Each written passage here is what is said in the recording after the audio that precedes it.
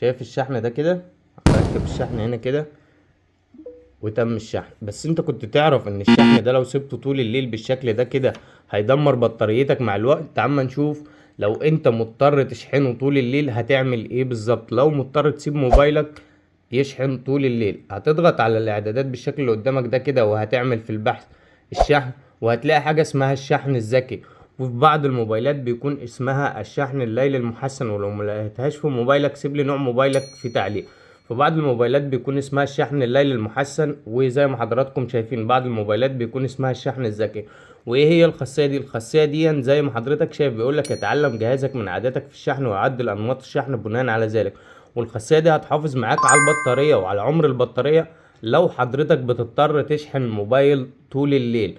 وفي النهاية انا سايب لك فيديو تحت في التعليق، سايب لك فيديو تحت بيتكلم عن اخطاء ممكن تدمر بطاريتك من خلال الشحن فقط.